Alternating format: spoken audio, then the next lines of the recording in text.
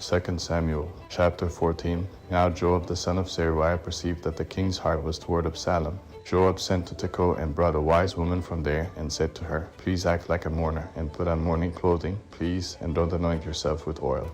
But be as a woman who has mourned a long time for the dead. Go unto the king and speak like this to him. So Joab put the words in her mouth. When the woman of Tekoa spoke to the king, she fell on her face to the ground, showed respect, and said, Help, O king. The king said to her, What ails you? She answered, Truly I am a widow, and my husband is dead. Your servant had 2 sons, and they both fought together in the field, and there was no one to part them. But the one struck the other and killed him. Behold, the whole family has risen against your servant, and they say, Deliver him who struck his brother, that we may kill him for the life of his brother whom he killed, and so destroy the heir also. Thus they would quench my coal which is left, and would leave to my husband neither name nor remainder on the surface of the earth. The king said to the woman, Go to your house, and I will give a command concerning you. The woman of Tekoa said to the king, My lord, O king, may the iniquity be on me, and on my father's house, and may the king and his throne be guiltless. The king said, Whoever says anything to you, bring him to me, and he will not bother you any more. Then she said, Please let the king remember Yahweh your God,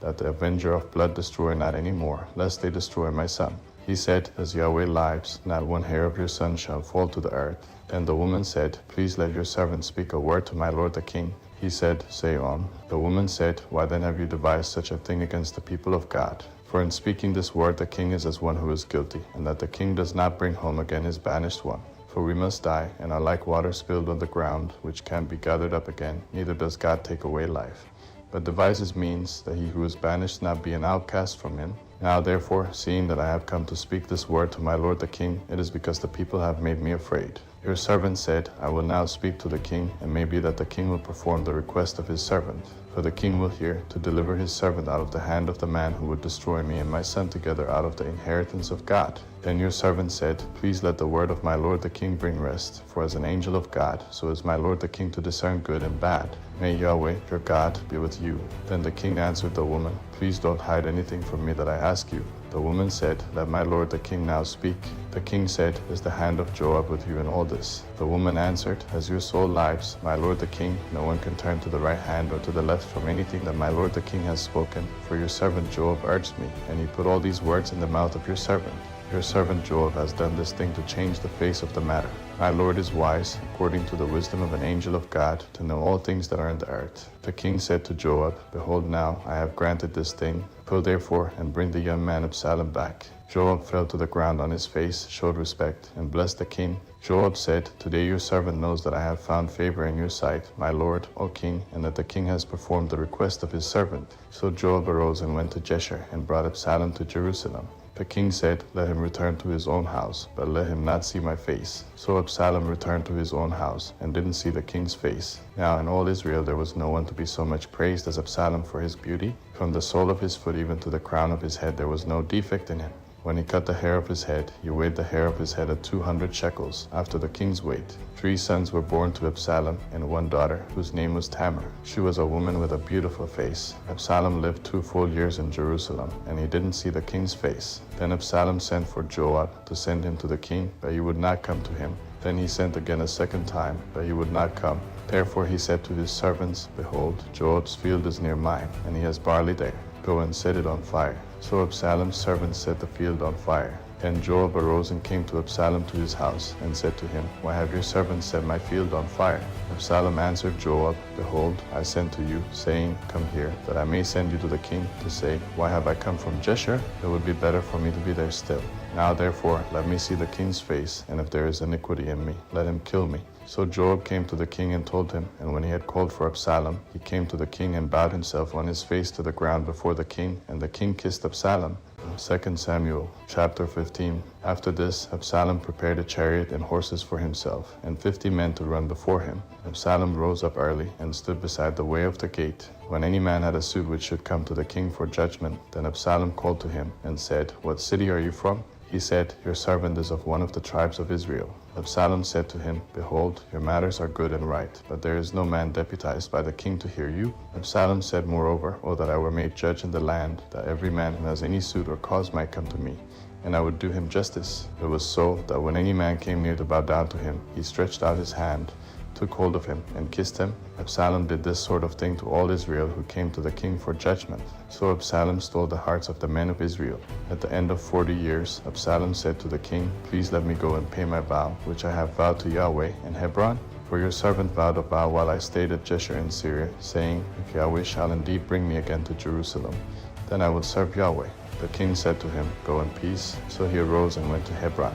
But Absalom sent spies throughout all the tribes of Israel, saying, "As soon as you hear the sound of the trumpet, then you shall say, Absalom is king in Hebron." 200 men went with Absalom out of Jerusalem, who were invited and went in their simplicity, and they didn't know anything. Absalom sent for Ahithophel the Gilonite, David's counselor, from his city, even from Gilo, while he was offering the sacrifices. The conspiracy was strong, for the people increased continually with Absalom. A messenger came to David, saying, "The hearts of the men of Israel are after Absalom." David said to all his servants who were with him at Jerusalem, "Arise, let's flee, or else none of us will escape from Absalom. Hurry to depart, lest he overtake us quickly and bring down evil on us, and strike the city with the edge of the sword." The king's servants said to the king, "Behold, your servants are ready to do whatever my lord the king chooses." The king went out, and all his household after him. The king left 10 women, who were concubines, to keep the house. The king went out, and all the people after him, and they stayed in Beth-Merhak. All his servants passed on beside him, and all the Cherethites, and all the Pelethites, and all the Gittites, 600 men who came after him from Gath, passed on before the king. Then the king said to Iddah the Gittite, "Why do you also go with us? Return and stay with the king, for you are a foreigner and also an exile. Return to your own place. Whereas you came but yesterday, should I today make you go up and down with us, since I go where I may? Return and take back your brothers. Mercy and truth be with you." Iddah answered the king and said, "As Yahweh lives, and as my lord the king lives, surely in what place my lord the king is, whether for death or for life, your servant will be there also." David said to Iddah, "Go and pass over." Iddah the Gittite passed over, and all his men, and all the little ones who were with him. All the country wept with a loud voice, and all the people passed over. The king also himself passed over the brook Kidron, and all the people passed over toward the way of the wilderness. Behold, Zadok also came, and all the Levites with him, bearing the ark of the covenant of God. And they set down God's ark, and Abiathar went up until all the people finished passing out of the city. The king said to Zadok, "Carry God's ark back into the city. If I find favor in Yahweh's eyes, he will bring me again, and show me both it and his habitation. But if he says, I have no delight in you, behold, here I am. Let him do to me as seems good to him." The king said also to Zadok the priest, "Aren't you a seer? Return into the city in peace, and your 2 sons with you, Ahimaaz your son, and Jonathan the son of Abiathar. Behold, I will stay at the fords of the wilderness until word comes from you to inform me." Zadok therefore and Abiathar carried God's ark to Jerusalem again, and they stayed there. David went up by the ascent of the Mount of Olives, and wept as he went up, and he had his head covered, and went barefoot. All the people who were with him each covered his head, and they went up, weeping as they went up. Someone told David, saying, "Ahithophel is among the conspirators with Absalom."